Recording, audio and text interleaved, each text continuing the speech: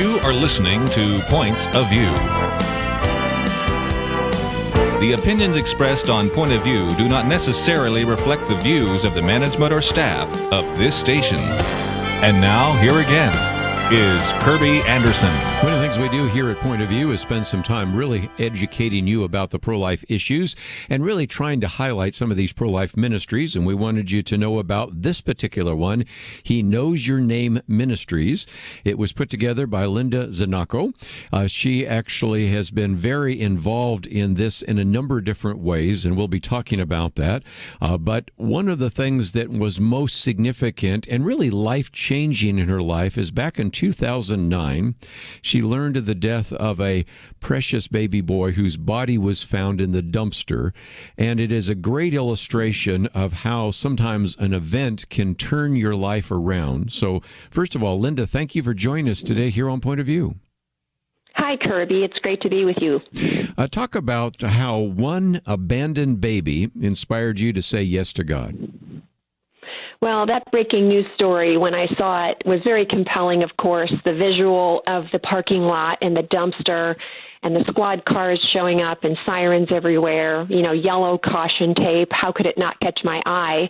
But yet what struck me the most was just the verbal verbiage over it was baby doe found in a dumpster wearing only a diaper.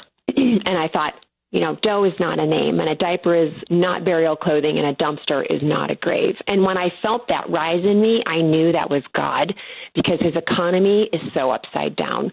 And I knew that the Holy Spirit was compelling me to take action on this story I was seeing. And I knew it was different because, you see a lot on the news. It's very upsetting, most of it. And yet this I knew was an assignment that had my name on it. And again, we have a link to your website, but talk about that. What's in a name? You certainly talk about that on your website, and it's important to come back and say, well, this is not baby doe. This is an individual that deserves a name, and God knows your name. Yes, well, he sure does. And the book of Isaiah has that all over it. I mean, from 49, verse 1, that says, the Lord called me from birth, and he made mention of my name. And then in chapter 45, verse 4, it says, I summoned you by name, and I bestow upon you the title of honor. So we know that God values naming. We know his names, of course, describe the character of who he is, and they just mean everything to the power and authority of God. And he bestows upon us title and honor in the same way. And when you ask me about why is naming important, I think when we think of infant loss, which happens to 1 in 4 women, and it's from miscarriage to stillbirth to abortion, I think the thing, even if it's tragic loss or in-home accidental death, people talk about it like it's an event. I had an abortion. I had a stillborn baby. And that is true. But when we want to live for purpose and legacy and under the character of God, because he created us and we are to be image bearers of him, excuse me, my allergies are getting me. I know that the naming kind of takes the event, puts it aside, and brings purpose and legacy onto the child. And that's why I advocate for naming so much, because I feel like it's where healing begins when families are grieving, but it also promotes life. It protects life, because a name is really from the hand of God. Let's, if we can, talk about some of the different aspects of what your ministry involves, because we're talking about more than just giving the baby a name, but it's talking about giving it a burial, giving it all sorts of things, headstones and the rest. Can you kind of take us through what would happen in a particular situation that begins to be something that you're aware of and begin to marshal all the activities and all the resources that you have? Well, when baby doe was found in a dumpster, that criminal investigation took 13 months. And I just waited and waited with the coroner for them to finally have revelation about what was happening. And what they ended up finding was, in fact, it was not the mother that put the baby in the dumpster, but it was a funeral home director who illegally disposed of the baby. So the tragedy just took a whole new level of injustice to it. And we were crushed under that as a community to think that that could happen. And the mother then came forward, and that's a whole other long story, which you can read about in my book, but it's so interesting how she was then found and what she was thinking the whole time, and she was struggling so much with depression and physical health issues. And when she found out that that was her baby and that's what had been done to her baby, her grief of losing that baby came all again fresh. It was Sure. like the 13-month, and she was crushed and emotional and angry. And I just met her at the coroner's office, and I said, I've been planning for 13 months to give this baby a celebration of life. I had no idea that there would be a mother who came forward and that you, in fact, named your baby Nicholas. I thought I was going to name this baby. And so together, we worked on this, and it was really beautiful because I said to her, I've planned this whole event for you and for the baby, and I still want to give it to you. And she said, but I can't afford anything. I cannot afford a funeral. And I said, I want to resource all of this. Would you please come as my guest? And let's celebrate the life of your baby. And what that looked like was I dressed him in a beautiful garment that was repurposed from a wedding gown. We had a headstone made with his name on it. I chose to have a singer come and sing Lullaby Goodnight to him.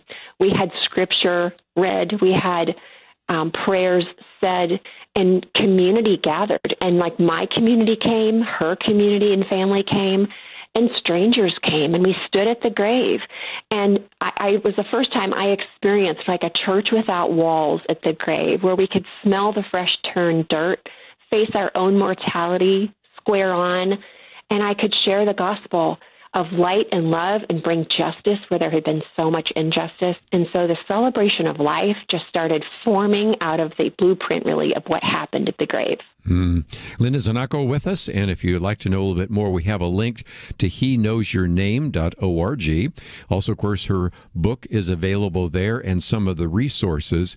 And, Linda, I have done a number of funerals, but the one where it was the hardest to keep my composure is when we were putting a little coffin that wasn't 18 inches long into a grave. Right. And those, like you are dealing with, are some of the most tragic in most cases with stillbirths or miscarriages. But of course, if we also were to bury those that have been aborted, these are just sad, sad stories. But you have an opportunity to redeem them in a way that I think is quite encouraging. Well, thank you. And it is redemption. It is, it's John 14:18. I will not leave you as an orphan. I will come for you. And it's in that moment where these babies or these children that have been lost and then found or hidden and then exposed, light has come into the darkness. Justice has been brought. That is where the beauty comes from the ashes. And yes, it's hard. And I carry every casket. I've buried 30 babies in 11 years. And I'm always surprised that honor weighs a lot. I lift that little, like you said, 18-inch casket, and I'm like, oh, wow, there's a baby in here. The weight hits me every time. And yet there is a mysterious joy because they've been found. They've been named. They've been recognized. I look at all the strangers standing with me, and we're all there because we've hit the pause button of our busy lives, and we've said, this is worth it. This baby deserves this, that we did not know this baby in life, but we know this baby in death.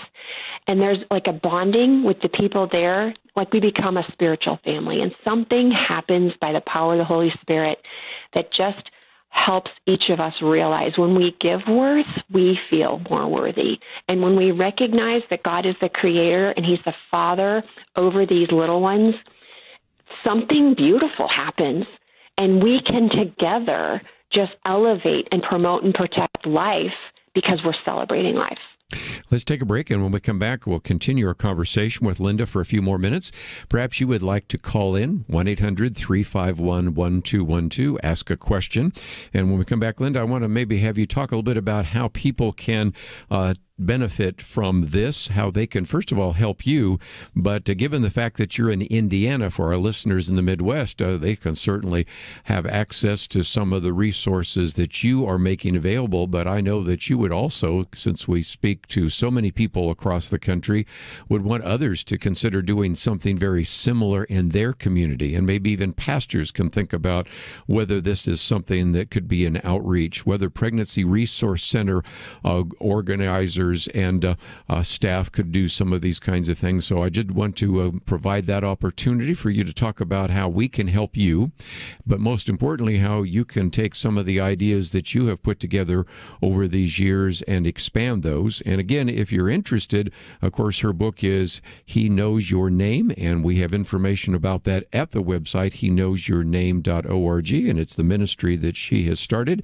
And if you'd like to join the conversation, we'd love to hear your comments, 1-800-351-1212. Next hour, of course, we'll get back into some of the issues in the news, but wanted to pause here and talk a little bit about pro-life issues and how you can have a very significant ministry in the lives of others, even in your own community. Let's come back and talk about that right after this.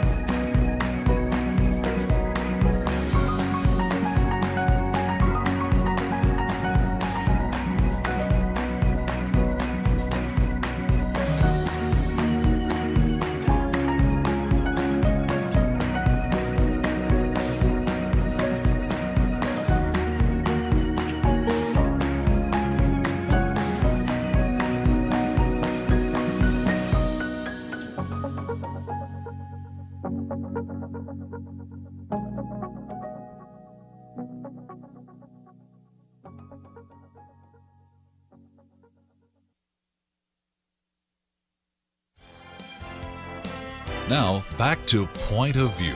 your listener-supported source for truth. Continue our conversation with Linda Znachko for a few more minutes, founder of He Knows Your Name Ministries. We have a link to that on our website.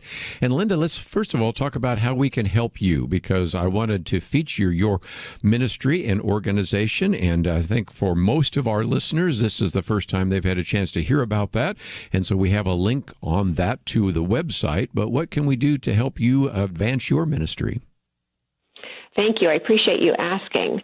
You know, one of the things that's really important to me is for people to realize that they each have a calling on their life. This is just not me or my calling. He Knows Your Name is my calling, but everyone has an assignment.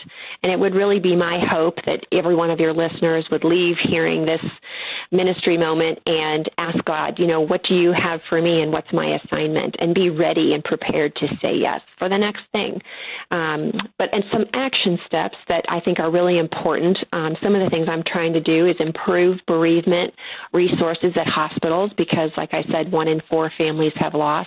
And some of the things I'm working on is making sure that hospitals have a bereavement device, which is cooling for babies that have passed, and it's the gift of time, and it's called a cuddle cot. Mm-hmm. And a hospital only really receives these right now in our country through private donors. And so any one of your callers could call their local hospital and ask them if they have a cuddle cot device. And if they don't, would they be willing to connect with me and maybe start a fundraiser of fundraising $2,700 to provide a cuddle cot for their local hospital. It is my hope and my goal that we could have these provided in every hospital in our country. And the other thing really is that people understand what's happening legislatively in their state for the Safe Haven Baby Box. So because you are a Midwest station, probably a lot of your listeners have heard of Safe Haven Baby Boxes because they started here in Indiana through the ministry of Monica Kelsey, and she made sure that the Safe Haven law in the state of Indiana was enhanced to provide an anonymous safe surrender through this box, which is at hospitals and fire stations. And I've collaborated with her for 6 years by a baby that was abandoned and deceased in Indiana, and we met at the baby Amelia's funeral. I named this baby, and because I ended up giving testimony before the Senate to pass this law, the Safe Haven Baby Box organization put baby Amelia's footprint on their logo. And so when we collaborate, we're getting more done. And what's really remarkable is that in 5 years, we have put almost 65 of these boxes across the state of Indiana.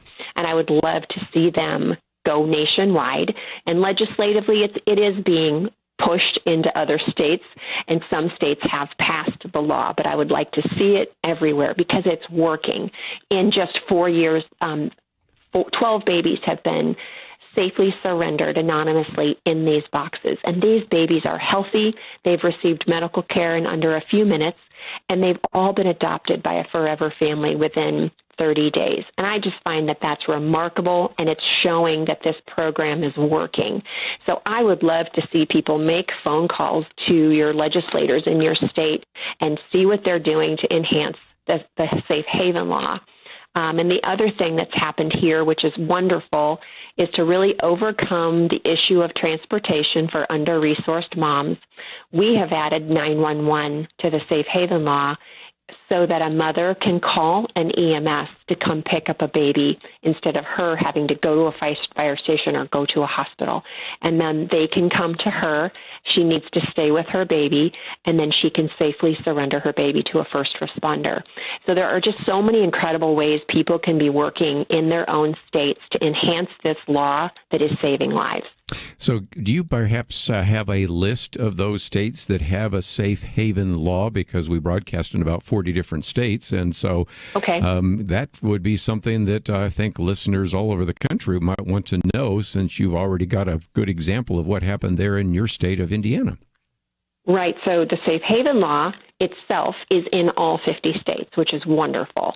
The Safe Haven Baby Box law is now in about 5 or 8 states. Okay. And you could go to shbb.org, which is Safe Haven Baby Box Ministries. And you could see the list of states right now that have passed legislation. 5 of those states or so have boxes going in. Florida has a box, Ohio has a couple of boxes, and Arkansas has a couple boxes now. So those are ramping up and passing. We also have another 5 to 8 states that have passed legislation, but they're still trying to overcome some details with the health department to actually get boxes in those states. So it's happening, but at this point, I would say go through that organization to understand exactly what's going on state by state.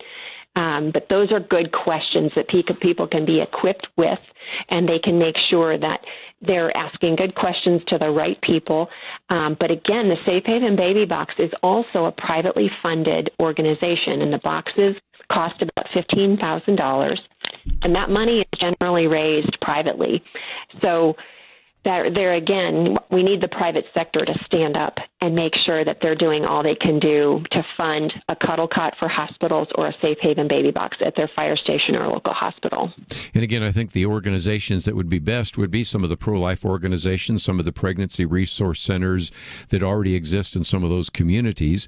But if people want more information, of course, if you go to our website, we have your Twitter feed, we have your Facebook post, and we also have your website. So there are multiple ways in which people can contact you. And I think you'd be available to answer their questions or even come and speak on behalf of that in a particular locale, would you not? I do all the time, and really emailing me through my website is a great way. I can just connect you with people, and we answer people all the time about all these kinds of questions. Also, another big question we get is, where can I send a wedding dress that I want to donate? Because we have so many connections with ministries all over the country that are repurposing wedding gowns into burial gowns. My ministry itself does not do this, but I'm connected to so many that do. And people are always writing me, either through direct messaging on social media platforms or through my website, saying, where can I send my dress? So if you need an answer to that question, we will answer you for sure, because we love knowing that the burial gowns are kind of creating a place in inventory at hospitals or funeral homes so that any family that comes in and needs any size gown, any color, any gender, any cultural preference, they have an inventory so that they can help parents with some of those selections in those early days of grieving where they really need a lot of help and support.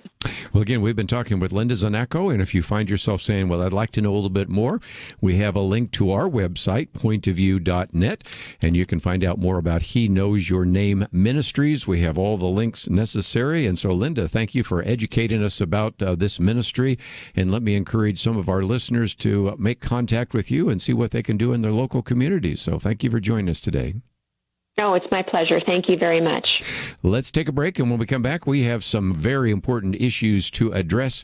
We'll focus first on Afghanistan. I do want to read a little bit from this piece by Glenn Greenwald and then also a piece by Charles Cook, but we'll get into some other topics as well. There is a lot to cover. I might just mention my Viewpoints commentary today about the Washington Press Corps. And before we're done, we might talk a little bit about media bias. That comes from some very good work that came out a number of years ago by Professor Tim Grosclose, who at that time was at UCLA, now he's at George Mason University, who has been able to really document the liberal bias in the Washington Press Corps. And if you haven't noticed, it does seem that the Washington Press Corps covers the Biden administration much differently than they did the Trump administration. Have you noticed that? And I think we have some explanation for why that is. And so that will be another piece that we will get to as well. Most important, in this next hour, I do want to give you a chance to ask a question, make a comment. We'll open up the phones, an open line, but let's take a break. We have a lot more to cover, and we will cover that in our next hour right after this.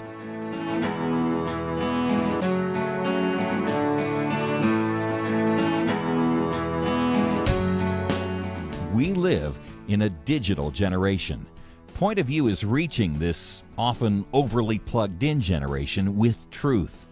You can keep up with us 24 hours a day using your phone, your tablet, your laptop, or your desktop. Search for the Point of View Radio Talk Show on Facebook, where you can keep up with today's issues, learn about current and upcoming guests by liking us on Facebook. Also, follow us on Twitter. Our handle is @Point of View RTS. That stands for Point of View Radio Talk Show. Learn, interact, make a difference with Point of View using new media. And here's one way you can make a big difference. Help us increase our reach by spreading the word among your friends. Share a Facebook post. Tag us in a tweet. With enough joining us to plant seeds, we'll see a tremendous harvest. Come on, it only takes a minute. Search for Point of View Radio Talk Show on Facebook, at Point of View RTS on Twitter, and subscribe to the Point of View Radio Talk Show channel on YouTube. Learn, interact, share. The Point of View Radio Talk Show. Point of View will continue after this.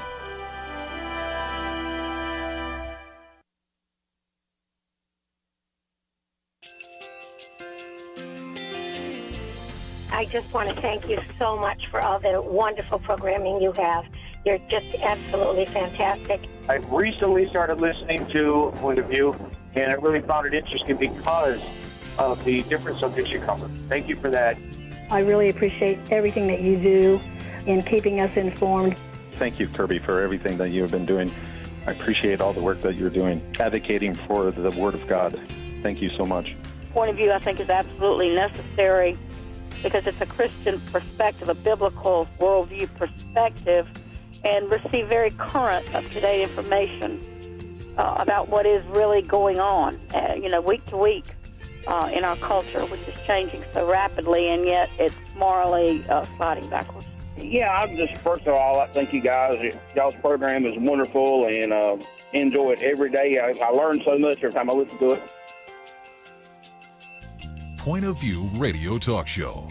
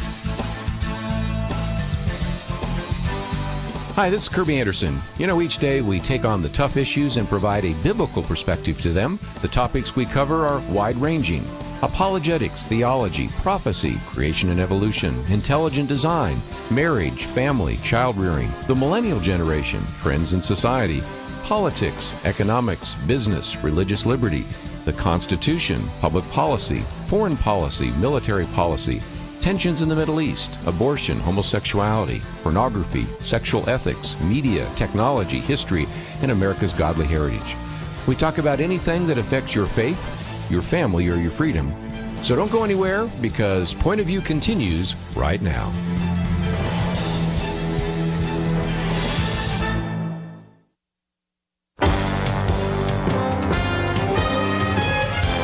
Across America, live. This is Point of View.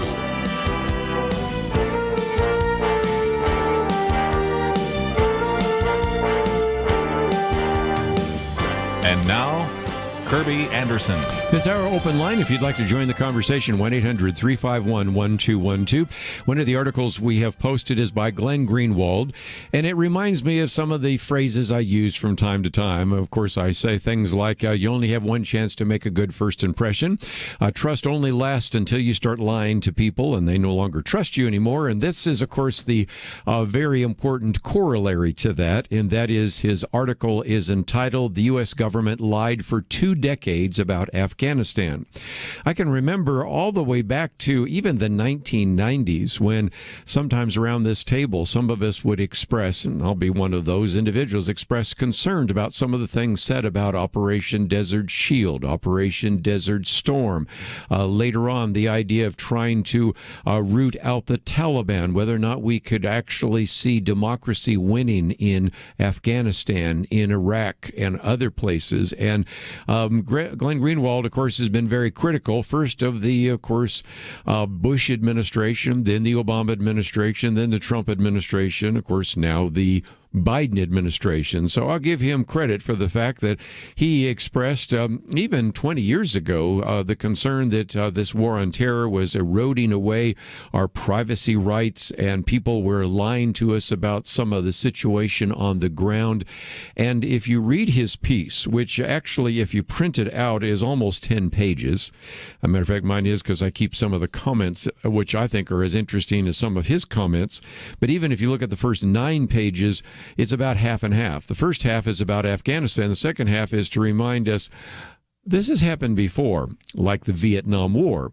And so we should be very skeptical when a president or the military-industrial complex, that was a phrase used by all the way back to Dwight Eisenhower, who knew what he was talking about since he had been a general during World War II and then later president. We should be oftentimes very skeptical about some of the claims that are made. Let's go back to George W. Bush. I'm not trying to run him over, but here are some great quotes to illustrate again how far back these statements about the Taliban go, because it's real easy now to point out some of the ridiculous and erroneous things that were said by Joe Biden just a month ago. But let's go all the way back to December 12th. 2001, George W. Bush, the Taliban regime is coming to an end. That's almost 20 years ago.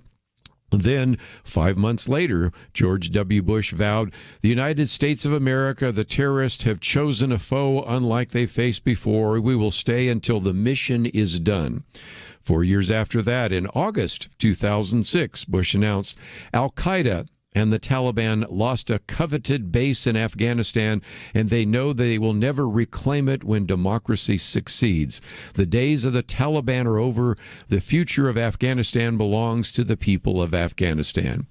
Well, it's easy to go back and look at 20 years ago, 18 years ago, 15 years ago, but for 2 decades we have been hearing, and I think Glenn Greenwald makes the statement the best, that we have heard from our political and military leaders about the country's longest war was always the same refrain. America's winning. The Taliban's on the verge of permanent obliteration. The U.S. is fortifying the Afghan security forces, which are close to being able to stand on their own and defend the government and the country. permit me to be skeptical, and you better be as well. Okay, so we can go back 15 years, 18 years, even 20 years. How about we go back 5 weeks? On July 8th, President Joe Biden stood in the East Room of the White House and insisted that a Taliban takeover of Afghanistan was not inevitable because while their willingness to do so might be in doubt, the Afghan government and leadership clearly have the capacity to sustain the government in place. Then President Biden vehemently denied the accuracy of one reporter, of course now they've been showing those clips, that your own intelligence community has assessed that the Afghan government will likely collapse. At that point, President Biden snapped, "That's not true. They did not reach that conclusion." Whether they did or not, I do not know. But here is another one. Mr. President, some Vietnamese veterans see echoes of their experience in this withdrawal in Afghanistan. Do you see any parallels between this withdrawal and what happened in Vietnam, with some people feeling, well, at this point, she didn't even finish or was it him? I can't remember who said that at the moment. But he says, no, whatsoever, zero. What you have is you had entire brigades breaking through the gates of our embassy, 6 if I'm not mistaken. The Taliban is not the the North Vietnamese army. They're not remotely comparable in terms of capability. There are going to be no circumstances where you see people being lifted off the roof of an embassy in the United States from Afghanistan. That is not comparable. But again, when asked about the Taliban being stronger than ever after 20 years of U.S. warfare there, Biden claimed, relative to the training and capacity of the Afghan National Security Forces and the training of the federal police, they're not even close in terms of their capacity. Then on July 21st, just 3 weeks ago, you have General Milley, the chairman of the Joint Chiefs of Staff. You might remember him. He says he really wants to study this whole idea of white supremacy because that's the great threat right now. Maybe he'd like to study Islamic supremacy, just a thought. But anyway, this is where again, chairman of the Joint Chiefs of Staff conceded that there's a possibility of a complete Taliban takeover or the possibility of a number of other scenarios, yet he insisted the Afghan security forces have the capacity to sufficiently fight and defend their country. And of course, we've had all sorts of different assurances that have been given by the U.S. government, says Glenn Greenwald, and the military leadership. Are we losing the war? Army Major General Jeffrey Schlossler, commander of the 101st Airborne Division, asked rhetorically in a news briefing from Afghanistan in 2008, answering it in this way: absolutely no way. Can the enemy win it? Absolutely no way.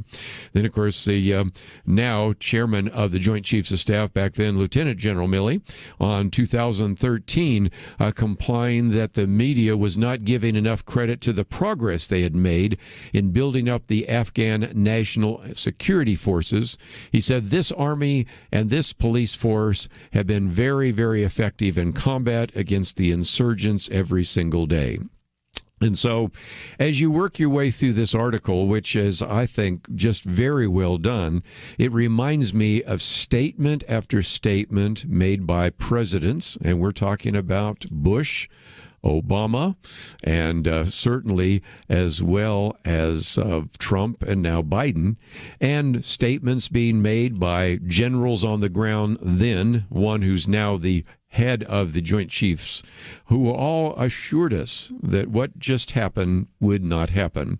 And then he moves from there to, of course, reminding us of all the things that were around the Vietnam War, the Gulf of Tonkin resolution, the statements being made about victory here and victories there, and defeating the Viet Cong. And it's just a reminder that if we are going to be good citizens, need to be very skeptical about some of these assurances that have been given by presidents and by those in the military-industrial complex, because in some respects, we've been lied to for a long time.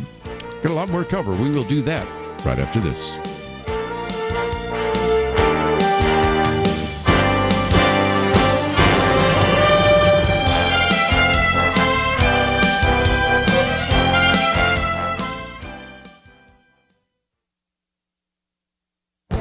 This is Viewpoints with Kerby Anderson. There's a scene in the Blues Brothers movie where Elwood asks the waitress at Bob's Country Bunker, "What kind of music do you got here?" She answers, "Oh, we got both kinds, country and western." Professor Tim Grosclose says in his book Left Turn that if the waitress were to describe a newsroom, she might say, "Oh, we've got both kinds of political views, liberal and progressive." You may have noticed that the Washington Press Corps covers the Biden administration differently than they cover the Trump administration. Donald Trump may have made himself an easy target of the press corps because he constantly accused them of disseminating fake news. But this animosity to Republicans goes back decades. Consider that only 7% of all Washington correspondents voted for George H.W. Bush in 1992. Go back even further to 1972, when Richard Nixon won nearly every state in the Electoral College. A writer for The New Yorker proclaimed, "I can't believe it. I don't know a single person who voted for him." When he was at UCLA, Professor Grosclose documented in his research articles and book the liberal bias of the media. He constructed a measure of media bias known as a political quotient, often called PQ for short. That allowed him to measure the political perspectives of reporters, and in one of his papers in the Quarterly Journal of Economics, he comes to this surprising conclusion. He says Washington correspondents as a group are more liberal than any congressional district in the country. If you look at their vote for president, these reporters are more liberal than the citizens of the 9th California district, which includes Berkeley, and even more liberal than the citizens in the 8th Massachusetts district, which includes Cambridge. No wonder we see media bias in press coverage. I'm Kerby Anderson, and that's my point of view. For a free copy of Kerby's booklet, A Biblical View on Loneliness, go to viewpoints.info/loneliness. That's viewpoints.info/loneliness.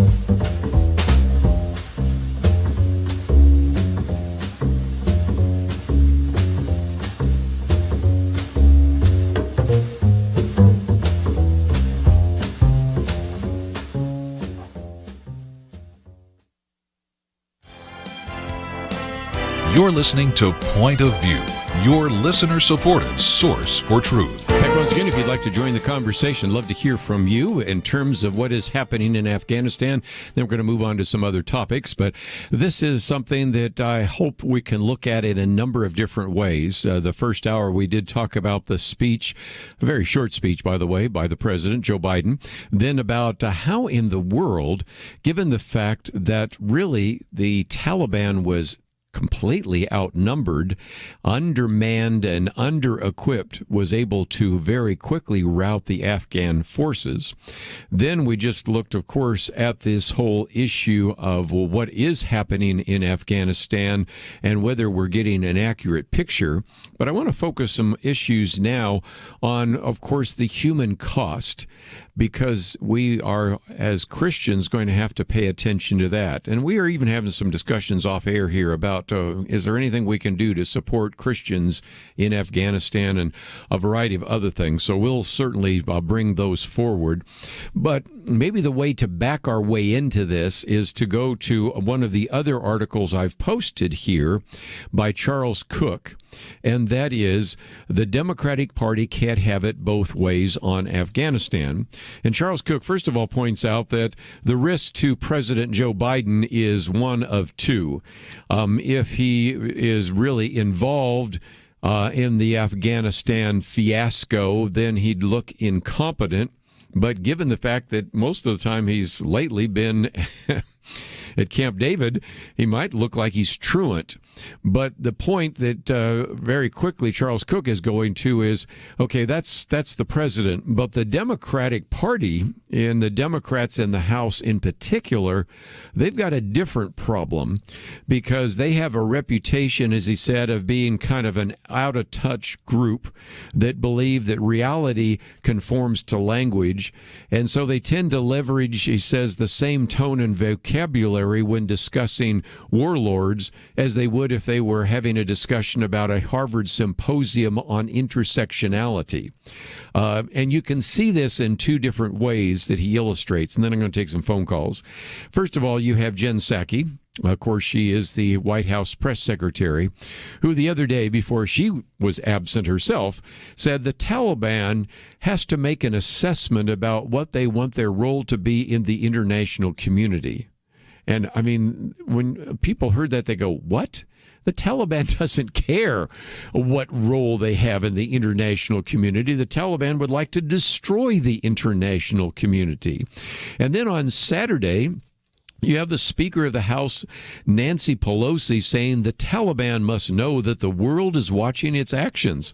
You think? Of course, they know they're being live streamed, but the implication is sooner or later they're going to come to their senses. And I think this steadfast inability, especially by some of the leaders in the Democratic Party, or certainly leftists, to not even understand the level of evil and malevolence on the part of terrorist organizations like the Taliban is amazing. And it's illustrated because I'd never seen this before, but Charles Cook pointed this out. Then you had a spokesman for the Taliban who then actually talked about his team was hoping to form an open, inclusive Islamic government, which, you know, as he says, that's kind of the way the Democrats talk. That's the way people at Ivy League schools talk. And so the Taliban are now beating us at our own game and using the same kind of language here. But the point he's making is that the party really can't have it both ways. Either they have to say, well, we reject this idea of America first, and thus we deal with the human rights abuses that are now unfolding before our very eyes, and I'll talk about more of that in just a minute, or we have to focus on human rights and universal human rights, and we need to stay in Afghanistan to protect those individuals, but you can't have it both ways. You can't reject what has been our foreign policy, certainly under Donald Trump, but even before that, and then say, well, and it's tis about the human rights abuses because one is connected to the other. But let's, if we can, take some phone calls along the way. And so we'll head out to the phones in Georgia, WLPE. And Alex, thank you for joining us today. Thank you for taking my call. I appreciate it. The one thought that I had, actually I had a second thought, but we'll stick with the first one. So America is being able to defend itself because it has a volunteer force which believes in itself as a nation. To an extent, we're unified as a nation, and we believe in our nation that it's worth existing and worth fighting for and worth dying for. Because when you went back with the Russians, when they were in Afghanistan, they came in and they had a hard time with the same problem with the Afghanis. And the Afghanis don't really see themselves as a united country in and of itself. And so the Afghan military can be more professional and better trained and more consistent than the Taliban. But the Taliban has a long-standing ability, because they believe in something we're dying for, to make the difficult decisions and fight the difficult battles that it takes. And also, it's kind of like a catch-22 because our military is so professional and so good, is that anytime we leave anywhere, the downside of it is that we're always going to leave behind a military which is not as prepared as ours and doesn't have the reputation that ours does. I think you got two very good points. First of all, cohesion, unit cohesion that you're going to have if you believe that it's a country. And there is still within Afghanistan, I think it is fair to say, and we've had other people who've called in saying that it's a very tribal country. So whereas we have supposedly, at least in the past, and I'm beginning to have my doubts about some of the tribalism here, but in the past had a unified idea of the United States of America. And so you were an American and you were part of the American fighting force. In Afghanistan, well, I'm actually shoulder to shoulder with some people that I don't particularly like. As a matter of fact, if the Taliban weren't fighting, we might be fighting amongst ourselves. So the lack of any kind of cohesion, the lack of believing in kind of this idea of national pride of an entire country called Afghanistan is difficult. And then, like you said, given the fact that we have such a professional army, and a professional military overall. So I don't want to just say the Army, but Air Force, Marines, Navy, all that. Then any other fighting force is going to be less effective. But I think it does raise some questions about how good have we been lately in training other countries and other military to be effective in fighting and winning a war, given the fact we haven't been very successful ourselves. So I think you bring up entirely two good points. So thank you for adding that to the conversation. Let me just to set up what we'll talk about after the break, because Mark Stein put it this way, and actually this is a column he wrote a decade ago, but he used it to start his column today. And the line from his column a decade ago was, Afghanistan is about Afghanistan if you're Afghan or Pakistani. But if you're Russian or Chinese or Iranian or European, Afghanistan is about America. And he said that's a point to remember. If you're an Afghan schoolgirl, today is the fall of Kabul. Elsewhere in the chancelleries of allies and enemies alike, it's the fall of America. Even by their usual standards, the world's most significant media are struggling to stay up to speed on the story because in some respects, the issue is always about the Taliban if you live in Afghanistan, but the broader issue, as we talked about just a few minutes ago, is how the other countries in the world perceive the success, or in this case, the failure of the United States. So we can begin to see that these are some really important questions. And so when we come back from the break, I want to read a piece from Jim Dennison, just reminding us of what this is going to mean now for people living in Afghanistan, what it means to those maybe that did not support the Afghani security forces, although if they did, they probably will not live very long. But even those that just found themselves trying to just eke out a living in that very difficult place in the world, what is it going to mean now as the Taliban begins to implement a very radical, fundamentalist Muslim view and Sharia law on this country? And we'll get into some of those issues. But I appreciate the fact that Mark Stein reminds us that if you live in Afghanistan right now, the fall of Kabul is really all about Afghanistan. But if you're living around the world, and especially if you're Russia or China or Iran, it's really about the fall of America, and so we'll talk about that as well. So some really important issues on the table, but if you'd like to join the conversation, we'd love to hear your comments. 1-800-351-1212. We'll take some more phone calls and continue our discussion right after this.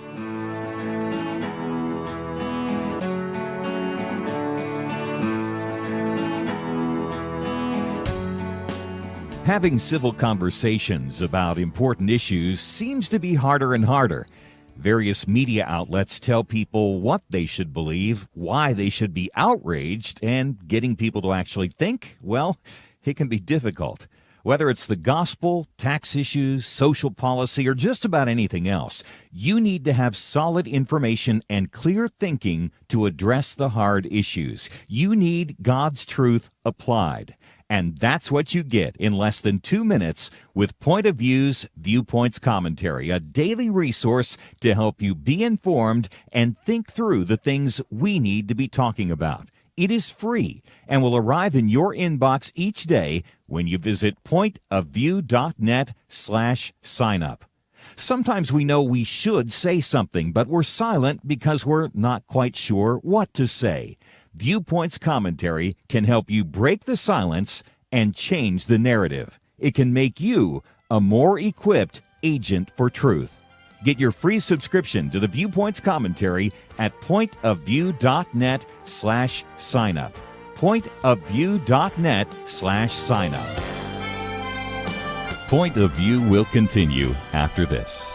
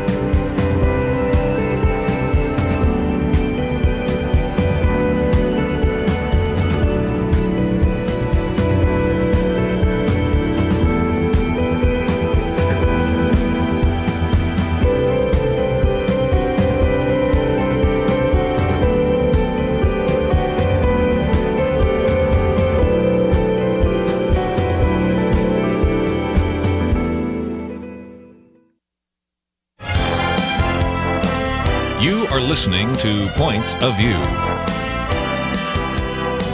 The opinions expressed on Point of View do not necessarily reflect the views of the management or staff of this station.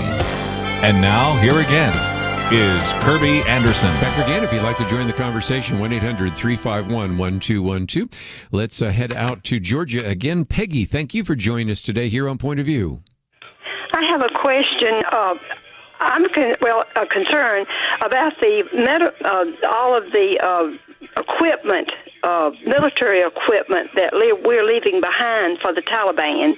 Very concerning, because indeed we have now equipped the Taliban for some time in terms of ammunitions and in terms of various vehicles and the rest. Part of that gets back to the fact that they have all been expressing the fact that they were convinced, that is the leadership in the military, that this would actually allow for a little more significant and orderly withdrawal. And before I take my next phone call, let me just use this. I was quoting a minute ago from Mark Stein. This is actually a part of a transcript from something he said on Fox News a month ago, but he says, we started the program here talking about General Milley, talking about white rage and all that, because of, again, I want to study, his argument was white supremacy. But he said the most dispiriting remark by an American general was from the NATO commander supervising the exit from Afghanistan, and that was General Austin Scott Miller, commander of the U.S. and NATO troops in Afghanistan, said he was shocked at how quickly the Afghan National Army had surrendered to the Taliban. Now, this was a month ago. We're not even talking about what's happened more recently. And what Mark Stein says, I don't know whether he's a 3-star, 4-star, 130-star general, but a guy who professes to be shocked at how quickly the Afghan National Army is surrendering to the Taliban has no business being a general at all. That was what Mark Stein said. For 20 years, American taxpayers have trained and paid an Afghan National Army that's fallen apart in 20 minutes. Here they're surrendering to the Taliban. Don't all throw down your weapons at once, lads. Over 1,000 so-called Afghan National Army troops have fled into Tajikistan, so Tajikistan has sent 20,000 reservists to secure its southern border. We can't secure our southern border, that is in the United States, because we're too busy training Afghans to flee across Tajikistan's southern border. And it's just a reminder that there was a complete miscalculation as to the ability of the Taliban to completely take over the country of Afghanistan. But let me take some more phone calls here. We'll head up to Alaska, KJNP. Curtis, what would you like to add to our conversation today? Well, Kerby, you know better than I that when politicians talk, you need to listen really close to the words they use. They said that the Afghan army had the capacity to win. They didn't say they had the will. Very good. And they didn't. And they showed that they did not. As, again, I was just quoting from Mark Stein from a month ago, how you can see the continuous advance of the Taliban, or let's go back a couple of years to seeing the advance of ISIS in Iraq, or even the advance of Al-Qaeda going back almost 20 years, and each time have such a strategic miscalculation, because whether you are talking about ISIS and the Iraqi troops, or whether you're talking about, in this case, Taliban and the Afghan troops, there just isn't the will that is there. And if indeed we are willing to send our men and women to go to fight and be willing to die for our freedom, we just naively assume that people in other countries are willing to go and die for a country which is still pretty much tribalist and is not unified. So your point's well taken. Yeah, they have the capacity, but they very definitely did not have the will, did they? They did not. Thank you for bringing that up. Good point. Let me take a couple of other issues here. We may not get to all of the conversation today, but I did want to not ignore a very important piece, and that is the human rights toll that will come from this. I know there is going to be a real desire on the part of both Republicans and Democrats and Congress and the administration, most likely, to just kind of move on. And and the media will probably quite willingly actually do the same and focus on something else. But let's, at least before that happens, and we'll try to keep an eye on it even while the press decides ultimately to ignore the carnage in Afghanistan. I wanted to quote from our good friend Jim Dennison, in which he said, it is a video I will not forget. As airplanes took off from the Kabul airport, desperate Afghans clung to the tires of the planes before plummeting from the sky to their deaths. According to U.S. officials, 7 people were killed at the airport yesterday when crowds of Afghans swarmed the tarmac as U.S. military flights were preparing to leave. The Taliban has been in control of Afghanistan for only a few days, but reports already of horrific atrocities against women and girls are already emerging. Surrendered Afghan troops are being executed. According to one civil servant, everyone is wondering what will happen to our future. And an article in The Atlantic is especially heartbreaking, describing the tragic consequences of many who helped us who are now being left behind. And you know what's going to happen to them.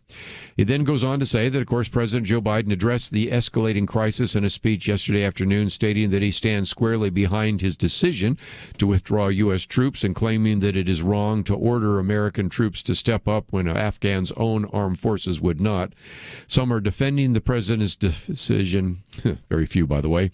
Others are calling for the fall of Afghanistan, an indelible stain on his presidency, and a defeat that will echo for eternity. By the way, these are all links to other statements being made. And so then Jim Dennison goes on to say that as a nonpartisan cultural commentator, my purpose today is not to take a partisan position on this issue. However, I do want to address our pressing biblical question raised by this tragedy, and that is, what is our responsibility to care for those who cannot care for themselves? In the context, he says, of the fall of Afghanistan, what role should America have played in defending those who were likely to become victims of the Taliban without our support? Are we to be the policemen of the world? If we are to risk our soldiers and invest our resources in Afghanistan, what should we do to help Haiti, for example, as he uses, as it responds to another catastrophic earthquake and devastation from another tropical storm? The United States has spent, and this is probably a low estimate, but this is the one that Jim Dennison uses, $1 trillion over 20 years of conflict in Afghanistan. What impact could that money have been made on crushing poverty in Haiti, on responding to escalating violence and the continuing coronavirus pandemic in America? In short, what would God want America to do to help hurting people in Afghanistan? He then, of course, quotes from somebody I quoted just the other day, David French. He wrote an article in which he talked about the responsibility to protect, a report produced by the International Commission on Intervention in State Sovereignty and established by the Canadian government in the early 2000s. This report identifies 3 pillars of equal standing: the responsibility of each state to protect its populations, the responsibility of the international community to assist states in protecting their populations, and the responsibility of the international community to protect when a state is manifestly failing to protect its populations. The question is, how are we to balance these 3 pillars? How are we to care for those abroad while caring for those at home? And so he gives us some examples from one ethicist, Luke Glanville, who talks about this as well. But we certainly can come to a very key passage in the Proverbs: rescue those who are being taken away to death. That has been a passage that has oftentimes, of course, been used to justify standing in front of abortion clinics and trying to protect the unborn that would be killed in the abortion clinic. But, of course, this also applies even more significantly as we talk about those who will be taken away to death. And so the first pillar, the responsibility of each state to protect its populations, well, that's what we are trying to do here in this country, and that is what what the founders understood. Why? Because we are created in God's image. We believe in the sanctity of human life, and we also recognize the responsibility of government to protect its citizens. Pillar 2, of course, deals with the international community, and that's a little more difficult to deal with scripturally, but it's certainly another aspect of that as well. And then finally, of course, what can we do when that particular failing state cannot protect its own citizens? That's always a difficulty. I mean, whether we're talking about Rwanda with the Hutu and the Tutsis, whether we're talking about the Taliban and the Afghanis, whether we're talking about ISIS in Iraq, that, of course, is a very difficult question. I'm not sure I've got a quick answer for it, but it's a reminder that we have to pay attention to the human rights abuses taking place. And we will continue to look at that, even though we are probably going to have a number of individuals in the media that will probably ignore it. We'll be right back.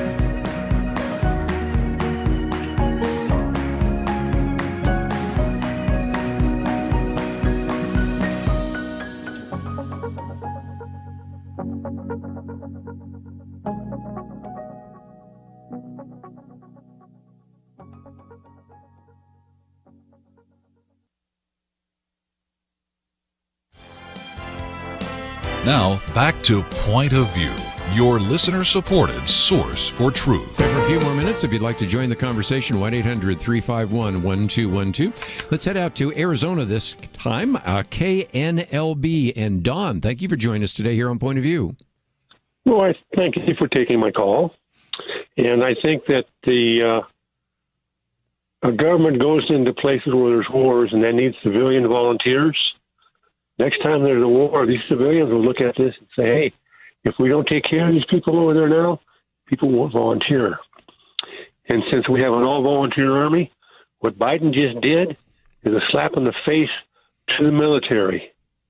And I think that there's not going to be as many volunteers. Now, you have two issues. Number one, how many people in a situation, let's take a hot spot, wherever it might be, that says, well, we want to train you and we will stand with you. And we see whether it was the Bay of Pigs, whether it's Vietnam, whether it's Afghanistan, we sooner or later, oftentimes it's much later, in this case 20 years later, we cut and run and we leave you behind. So how much are we going to be able to get volunteers in that country to help us and to defend their own country? And that's an issue. But you raised a second one as well, given the fact that this is the way we treat the volunteers, or if we have maybe a sense of frustration as young people look at this and say, I know of older brothers or friends or relatives that went and died or lost a limb, and now for what? You're going to have difficulty in an all-volunteer army as well. And maybe that's one of the reasons why they've been pushing for the possibility of reinstituting the draft, which, by the way, now we're drafting not only men, but we are also drafting women. So that's another issue that we'll probably talk about in the future. So, Don, it's a twofer, and I think you brought up some really good points. Thank you. Let me take another phone call. I'm just going to try to see if we can get through as many calls as we can. We'll go to the state of Texas. Glenn, what would you like to add to our conversation today? Hi, how you doing? Thanks for taking my call. I just wanted to make a comment because there's something that's being said and repeated that's completely false. Is that the Afghani fighters didn't have the will to fight? Having been in the military and have a background in this information, their own government has abandoned them. They were often without fuel. They were often without food. They went without pay. And I believe they lost almost 70,000 fighters just last year alone. That's more than the U.S. lost the whole time we've been there. So let's give them credit. And, I appreciate you bringing that out because, again, I understood the idea of will because of the tribalism, but I think your point's well taken. They paid a heavy price, and we should give them credit where credit is due, but when they aren't getting paid, they aren't getting munitions, they aren't getting the kinds of support that we would expect the American military to have, then, again, you can understand why some of them said, why do I need to continue to fight? We'll either go to Tajikistan or we'll surrender, or we'll just simply give up and try to find a way to hide out from the Taliban, because you can understand why they would be discouraged and demoralized. So I think you've raised a good point. And not only that, but they depended on us for intelligence. So in other words, all of the intelligence, we were able to tell them when and where the opposition forces would be, what size they are, and then we gave them close air support. So we covered their missions, much like we do for Americans in the military here, and so they lost that. When Biden pulled that out from underneath them, it would have been suicide to stay. They were probably doing what any other person would do and just try to evacuate their own families. I understand that, too. And again, when you abandon some of those airfields and all the rest, you can't provide support. When we were talking about the fact that there is always this kind of false choice between complete military engagement by the Americans or complete withdrawal, as I tried to point out yesterday, both the articles by David French and the article by Senator Ben Sass and others point out there is a middle here that was completely abandoned by President Biden. So we can, for all we want to, criticize the last few administrations and the conduct of the war there in Afghanistan, but this most recent set of decisions probably precipitated the fall of Afghanistan. So you raised some very good points, Glenn, and first of all, I want to thank you for serving in the military, and thank you for bringing some conversation in a very useful direction about the reason that we see the fall of Afghanistan. Well, thank you for taking my call. Be blessed. And again, anytime those of you that have served there before can help us out, would greatly appreciate your phone call. And we may get into a little bit more of that tomorrow. And speaking of tomorrow, I think I will postpone the article that we have posted here about vaccines. I don't want to completely ignore what's happening back here in this country, but it's a very good piece that came out about the fact that does the CDC CDC even care what the vaccine breakthrough rate is. It starts out by talking about the Milwaukee Brewers and the fact that you had over a 12-day period 9 players testing positive, and then some of the comments by the CDC director.